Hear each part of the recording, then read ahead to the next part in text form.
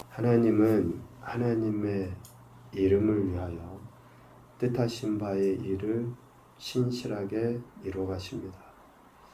아브라함, 야곱, 이삭에게 약속하신 가나안 땅을 허락하시기 위하여 애굽에 10가지 재앙을 내리시면서까지 그들을 애굽에서 건져내시죠. 이스라엘 백성이 정말 예뻐서 그들이 늘 순종하고 늘 감사하는 삶을 살아서가 아니라 여전히 어리석게도 미련하고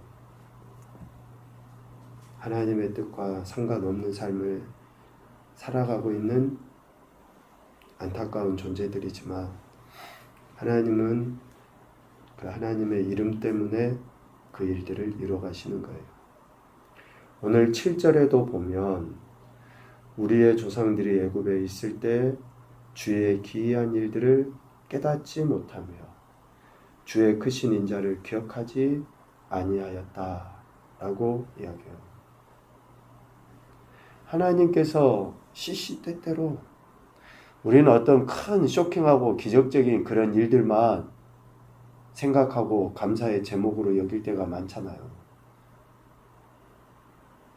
정말 숨쉬고 있는 것이 감사로 여겨지는가? 내가 내 손으로 숟가락 들어서 밥을 먹을 수 있는 것이 진짜 감사로 여겨지는가?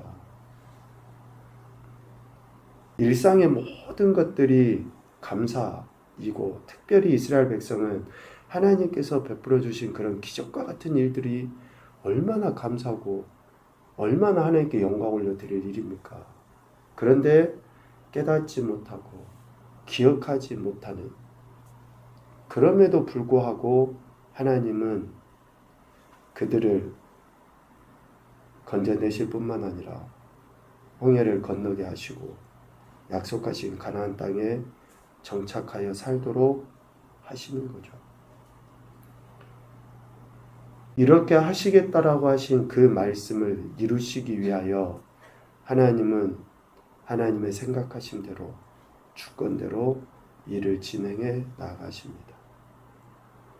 하나님의 주권적 역사하심의 기준 아니면 근거는 바로 1절입니다. 우리 인생이 주관적으로 생각하고 우리가 주도적으로 무엇인가 일을 해나갈 수 있어요. 우리 인간도. 구약 이스라엘 백성들도 자기 소견에 오른 대로 다 행해 나가요. 그런데 자기 소견에 오른 대로 행하는 것, 자기의 주권대로 자기의 주장대로 행하는 것이 하나님과 우리와 전적으로 다른 이유가 오늘 바로 1절에 나와요. 하나님은 선하시며 그 인자하심이 영원하신 분이셔요. 그러니까 하나님이 주도적으로 무엇인가 하고 주권적으로 역사하셔서 일을 행하신다라고 할 때에 그 결국은 어떻게 됩니까? 하나님의 선이 드러나고 하나님의 인자하심이 드러나는 것이지만 우리는 어때요?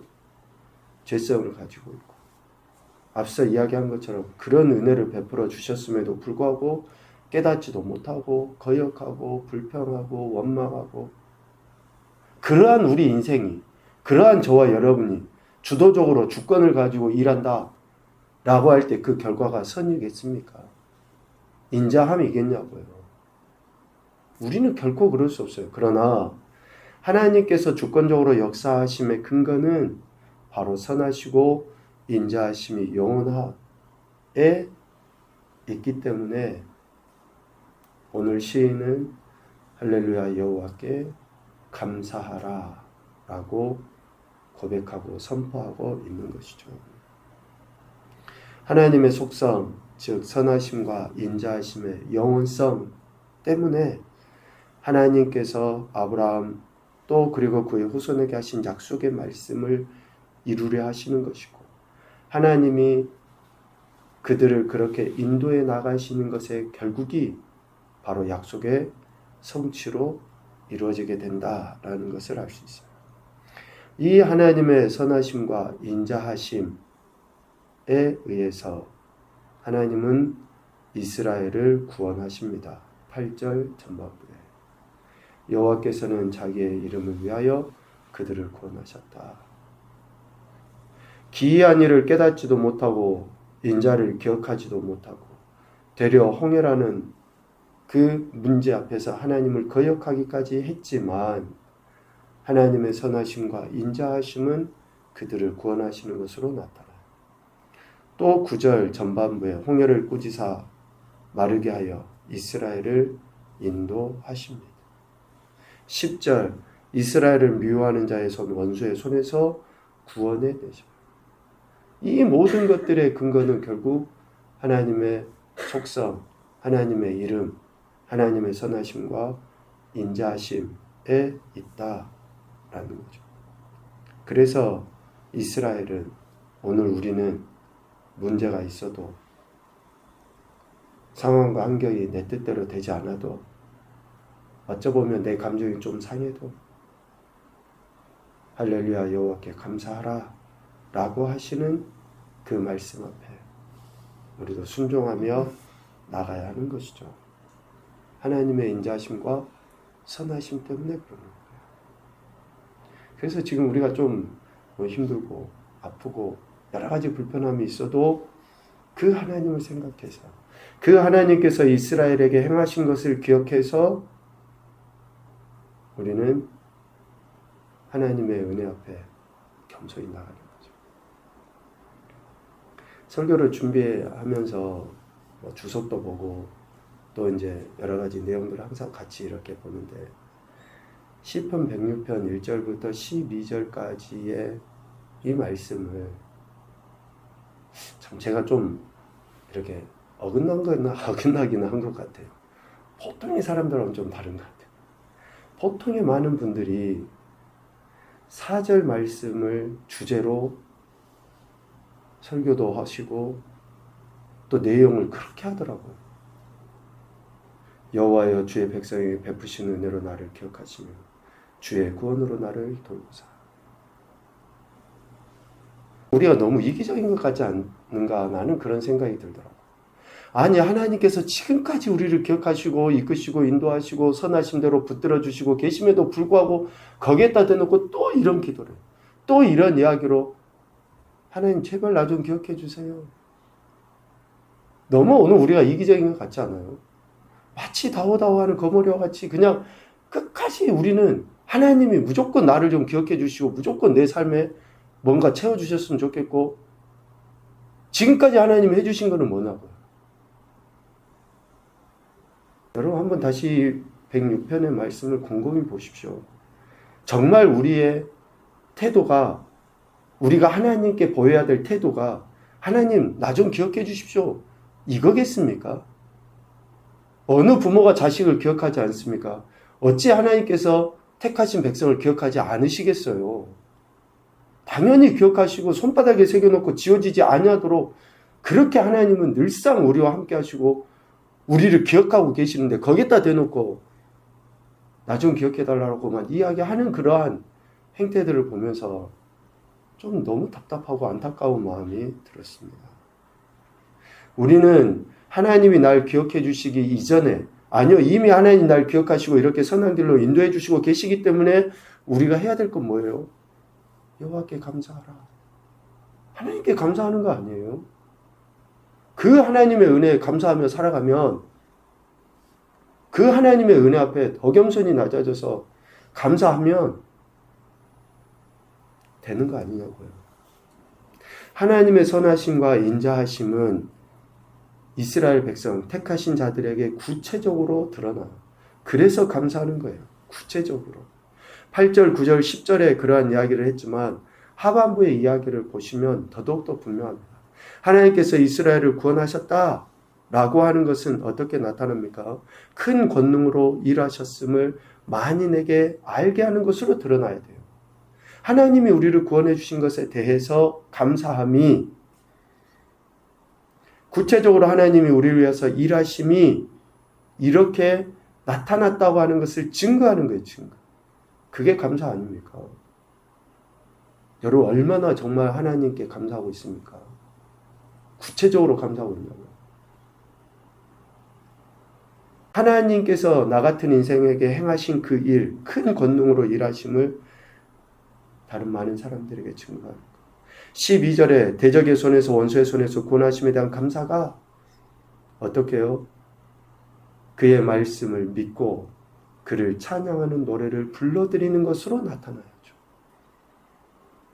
하나님의 말씀을 믿고 하나님의 큰 은혜를 찬양하는 것으로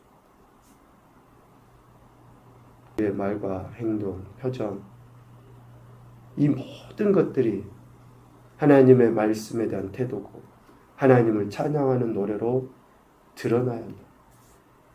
이것이 하나님의 선하심과 인자하심이 구체적으로 드러났다라고 하는 그 은혜를 경험한 자들의 삶의 모습이라는 거예요.